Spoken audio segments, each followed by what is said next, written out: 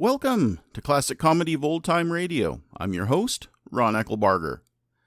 This week, John and Blanche take their long-going argument on the road in the Bickersons, starring Don Amici, Frances Langford, and Frank Morgan. This episode is entitled The Vacation Trailer, and it originally aired on April 16th, 1948. It's all gold cigarette time. If you want a treat instead of the treatment, smoke Old Gold. If you want a treat instead of the treatment, smoke Old Gold. Treasure of them all gives the most pleasure of them all.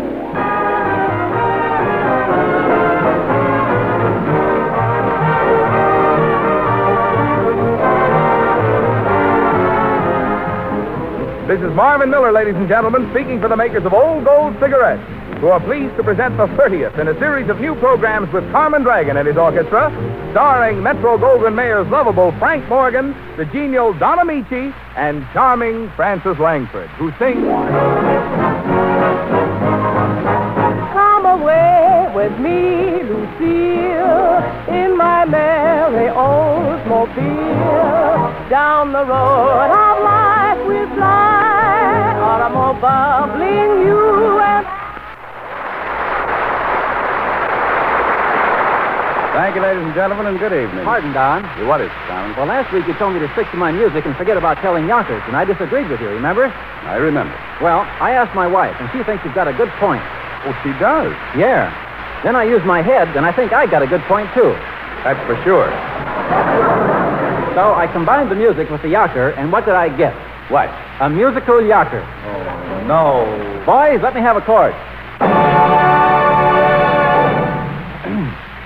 A modest sword swallower married an inflated balloon dancer, and right after the ceremony, he left her flat.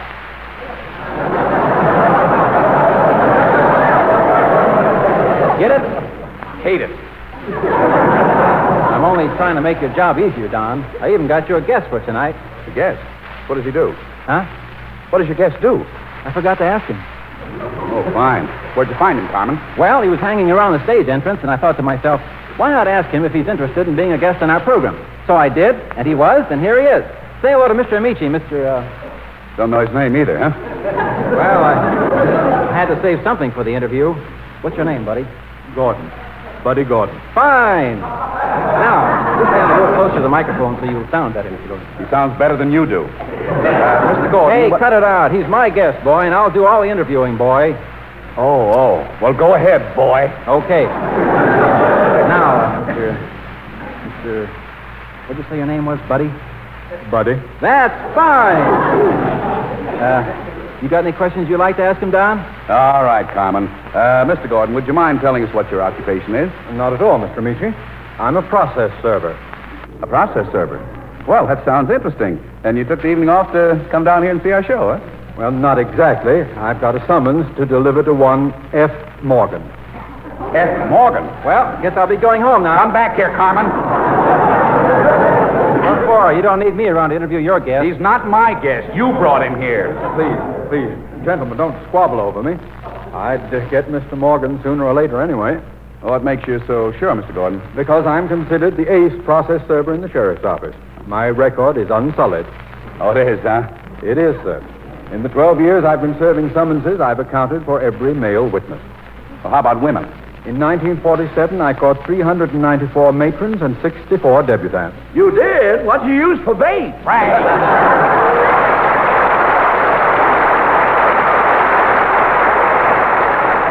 Any man who can hook all those dames. Frank, no dames. Why don't you go home? Home? I can't go home, Dodger. I'm being shadowed. I spent all day dodging a stupid process server. Finally shook him off. Oh, yes.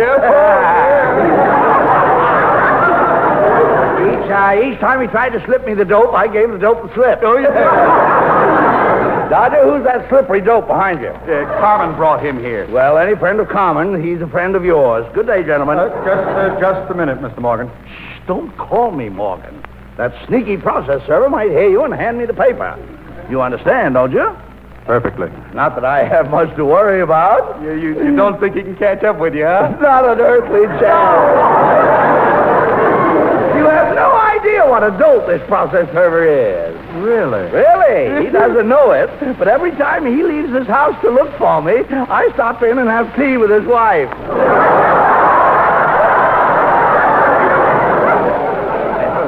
What? Oh, you should see her. First time I ever had tea with a lemon. She thinks I'm a full of brush man, and I keep giving her samples. Frank. If her husband comes home, I'll have to give her the brush. That's very interesting. Yes, isn't it? Yes. Well, thanks, young man, and if I could ever help you with a summons, just let me know. Well, as a matter of fact, I've got one in my pocket right now. You have? Well, now, that's a coincidence. Let's have a look at it. Frank. Stop pulling my sleeve, Dodger. Least I can do is help this gentleman. Here you are, Mr. Morgan. Well, thank you. Let me see. What orders appears of Frank Morgan on the... Frank Morgan! That's me! Thank you. Good night, Mr. Morgan. I've been stabbed! Dodger, why didn't you warn me? Now, wait a minute, Morgan. Don't get hysterical. What's this case all about? Is it serious? Serious. Dodger is the worst calamity that ever befell me since I was operated on in a cocktail lounge. You were operated on in a cocktail lounge? Yes, I had a brass rail removed from the bottom of my foot.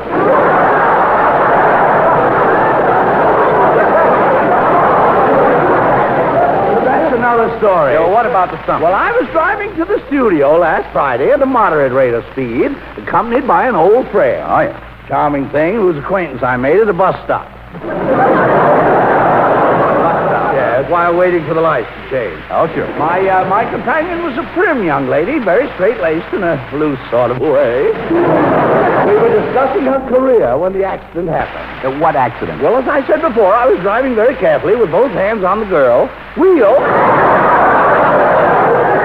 When suddenly I saw careening towards me a heavy car, obviously out of control. Oh, my. By an amazing piece of quick thinking, I managed to meet him head on. Now, that's using your head. What a crash! The girl didn't have a mark on her, but I was covered with scratches. Some of it was from the glass. She has the audacity to sue me. Well, it sounds to me like the girl has a legal claim, Frank. You better get yourself a good lawyer. Poppycock, I'm going to handle this case myself. I'll secure a writ of replevin, and after a process verbal, I'll distrain the litigant and have the assumption declared void. Do you know anything about law? Are you serious, Doctor? The great hall of Old Bailey in London still echoes with the eloquent pleas made by the renowned Frank Morgan, K.C. K.C.? You mean you were a King's Counsel in England? I was, my boy. I was the first barrister to hold diplomas from the two famous legal colleges of Crimpus and Chisling. Yes, I graduated cum laude from Crimpus and took a postgraduate course in Chisling. I believe. At 22, I became a King's Counsel. Why don't you stop it, Frank? You're not talking to some half-witted schoolboy. I'm not? There isn't a soul in the world who believed you were a lawyer unless he was a thick-skulled young bumpkin from the sticks. I don't want to intrude, Don, but I believe Mr. Morgan. Well, it's that thick-skulled young bumpkin from the stick. Pull up a stick and rest your thick bump, skunky. Pardon? Frank, I refuse to stand here week after week and watch you lower the dignity of Marvin Miller. Well, I'll stand here and you lower it. Mr. Morgan, I don't want to bother you. Well, you do, you know. I'm sorry, but I overheard you discussing law, and I've studied the legal profession for years. Right now, I'm wrapped up in 3 Champerty suits. Really? I thought you got those bulges from stuffing turkeys up your vest. That enough, Marvin? I told you this faker doesn't know anything about law. Nonsense. For generations, the Morgans have been fixtures at the bar. I know. Beginning with my grandfather, Shyster Morgan, down to my Uncle Vagrant and my Aunt Pickpocket. Your Aunt Pickpocket? Yeah, the dippy old snipe. Always lifted her own poke when she was jugged. What a wonderful family. Yes. While I was still in my swaddling clothes, they schooled me in the honorable profession, and I soon rewarded their confidence in me by winning my first case. And what was it? The principals were an itinerant tinker and a wealthy chambermaid. Oh. She had married the tinker and drawn a will in his favor. Later, she regretted her action, and after working with the stubborn maid for 6 hours, I managed to break her will.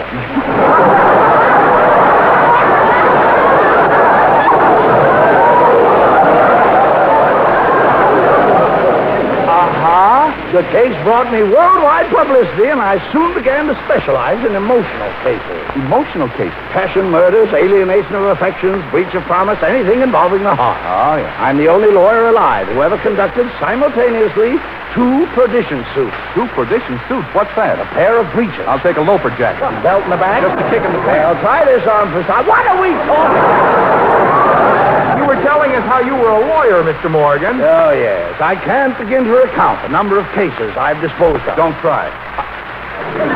Oh, but in more than one instance, I managed to get favorable verdicts, despite the fact that my opponents had softened the judge with a heavy bribe.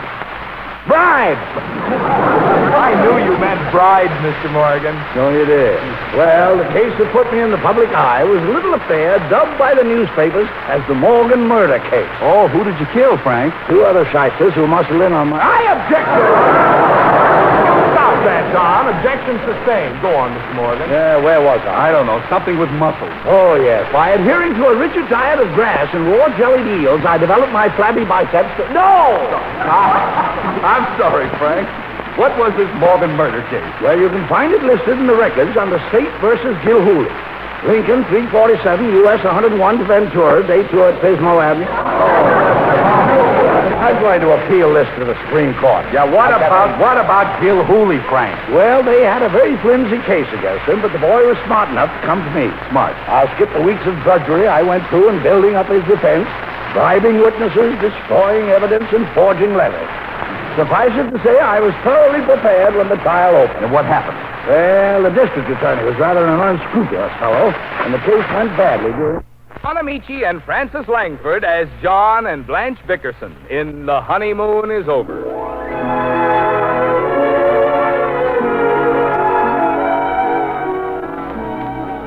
Two o'clock in the morning finds the Bickerson automobile straining under the additional weight of a house trailer, moving in the general direction of Yellowstone National Park. This is John Bickerson's first vacation in 7 years, and his wife, Blanche, is determined to see that he gets a good rest. They've been driving steadily for 9 hours. Listen. John, No, don't slump like that. I'm not slumping. You are, too. Your eyes are almost closed, and your head keeps lolling on my shoulder. Well, I'm sleepy, Blanche. I can't drive anymore. You're not driving, I am. I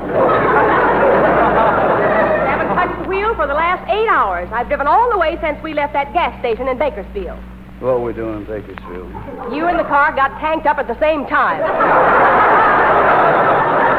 I'm warning you, John Bickerson. I'm not going to stand for your conduct much longer. I'm growing old having to battle with you because of your acts. What do you think I am? Old battle axe.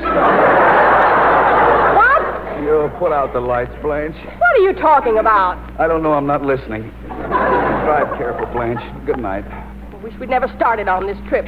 I won't shush. You've got no right to treat me like a truck driver. You haven't been 1 minute's help to me. I don't know where we're going. I can't understand these dials on the dashboard. I'm telling you now, John, if you fall asleep once more, I'll run out of gas. Oh, you say it, but you won't do it. That settles it. I'm not going to drive another step. Well, pull over to the side. You can't stop in the middle of the highway. You're blocking traffic. Oh, all right. It won't start. Let me see that gas gauge. Empty. Why didn't you tell me we were running low? I told you I didn't know anything about it. Well, there's no use sitting here. There's only one way to get this outfit over to the side of the road, and that's by pushing it. Now, don't touch a thing until I tell you. Okay, Blanche. I can't even budge it, John. You come out and push.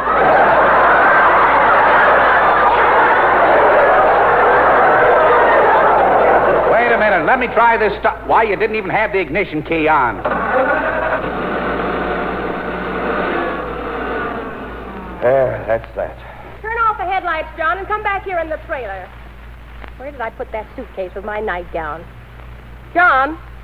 John? Where is he? What's he doing in that car?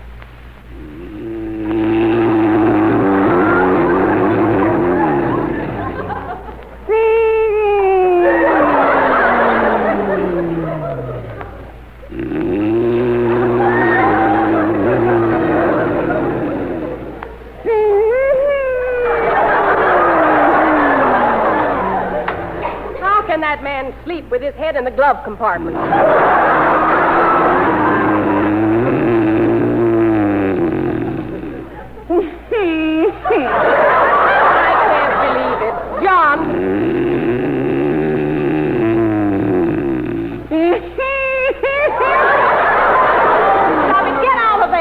out of there, Blanchard.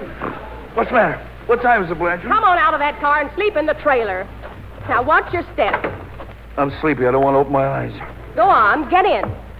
Now, take your clothes off. Where's the bed? Just pull down the ironing board and hook it to the bread box. I can't sleep on an ironing board. What kind of a trailer is this? You don't have to sleep on the ironing board. That just makes the slab.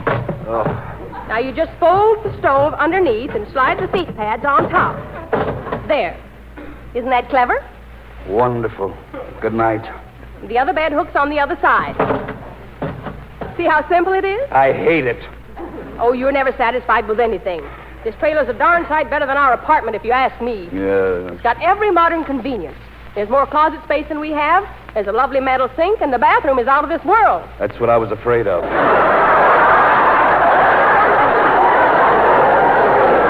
Blow out the candle, Blanche. It's not a candle. It's an electric bulb shaped like a candle. Well, turn it off and go to sleep. Oh, I've never been so tired in my life.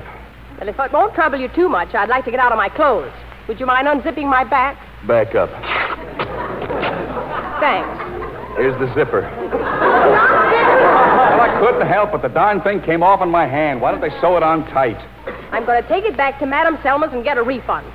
Then I'm going out and buy some real clothes. Oh, you got plenty of clothes. I have not. You have, too. You spend a fortune on clothes. How can you say that? All I own is this dress and that red dinner gown. And I got that gown for a ridiculous figure. Well, you were fatter then.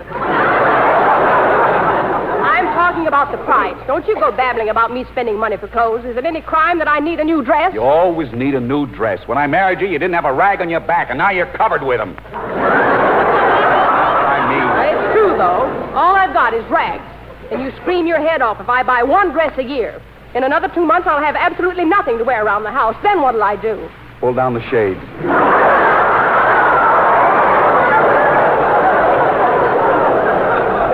Believe me, Gloria Gooseby got the right kind of a husband. That Leo gives her everything, and he never squawks. Leo covers her with diamonds and bundles her in furs. Leo bought her a blue mink coat last month, and the month before that, Leo gave her a pearl necklace. Yeah, pearl necklace. I saw her last week, and what do you think she's got wrapped around her little finger? Leo. No, she hasn't. She's got a ring with a diamond in it as big as my head. Maybe it's as big, but I'll bet it's not as thick. You be careful how you talk to me, John. Well, you're always riling me up. I didn't start anything. You did. You want to do nothing but fight, fight, fight. Keep quiet. You'll wake the neighbors. What neighbors? We're in a trailer 1,000,000 miles from everybody. I wish I was home. Oh, so do I. Good night. Oh, John, can't we even enjoy ourselves for 1 week? I didn't mean to start anything. Well, get to bed. I'm so tired, I don't know what I'm doing. All right. Well, hand me my cold cream from the overnight bag, will you please, John? It's right under your bed. How do you jam all this stuff into one small bag? Hairnets, bobby pins, slippers, stockings, bathrobe. Here's your cold cream. Thanks, dear. What's this? Since when do they put fur on them? All earmuffs have fur on them. Oh, they're earmuffs. Are you ready for bed now?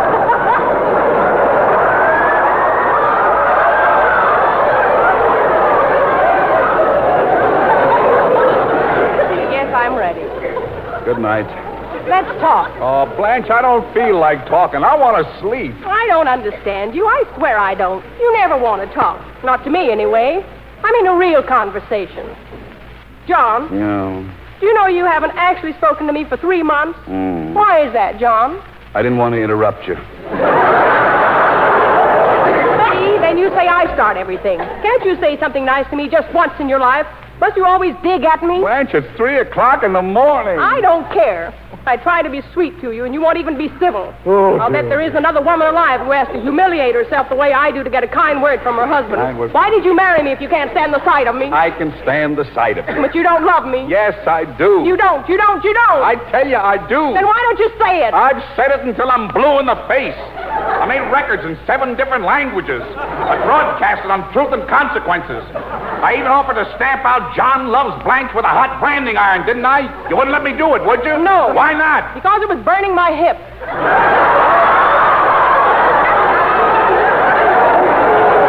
Well, if you can't stand a little pain, don't keep asking for proof of my love. I'm going to tell you for the last time, Blanche, no man ever felt about a woman the way I feel about you.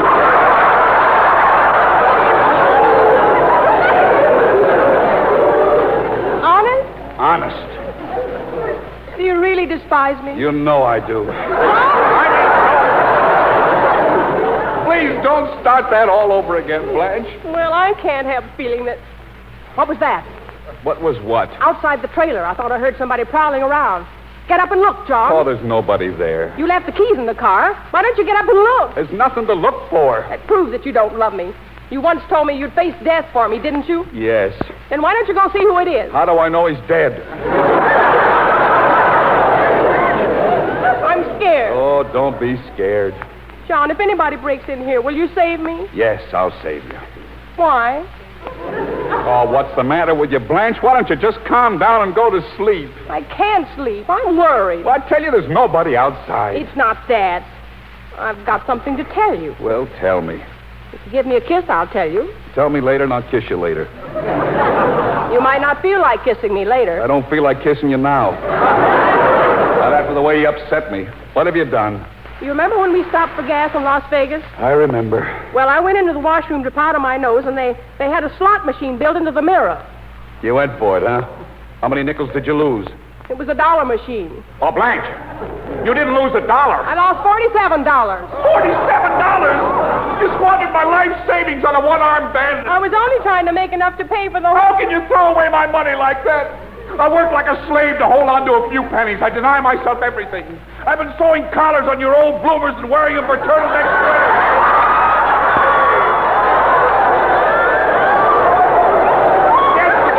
Yesterday I took a bite out of my own leg to save on lunch. She gambled away $47. I never gambled in my life. Last week you bought a raffle ticket for $25. What raffle? It was a pawn ticket. I hocked my teeth. Take it over. John, quick! There's somebody unhitching the car. Don't try to change the subject. We're going to have a showdown if it's a lamb. John, look out the window. What are you talking about? Where? What happened to the car, Blanche? It's gone. I told you there was a prowler, but you wouldn't listen. Oh, how do we get the police? That crook made off with my car. Well, you don't have to get hysterical, John. It can't get away with it. Why not? Because I copied down his license number. What's the use? Good night, Blanche. Good night, John.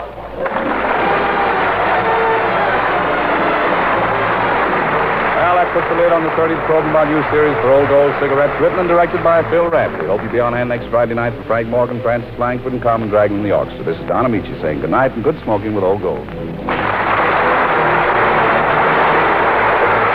Frank Morgan appeared through arrangement with Metro-Goldwyn-Mayer, currently releasing Frank Capra's State of the Union, starring Spencer Tracy, Katharine Hepburn, and Van Johnson. Remember, next Friday at Old Gold Time, it'll be Frank Morgan, Don Amici, and Francis Langford with Carmen Dragon and his orchestra, brought to you by P. Lorillard Company. Don't forget, every Friday night on CBS, it's fun for the family. Stay tuned now. Please send your questions and comments to host@classiccomedyotr.com. Come back next Monday for another episode of The Bickersons, and check in on Wednesday for the next installment of The Bob Hope Show. Please go to our website, classiccomedyotr.com, and click on the Become a Patron button or the Donate button to support our show. Until next time.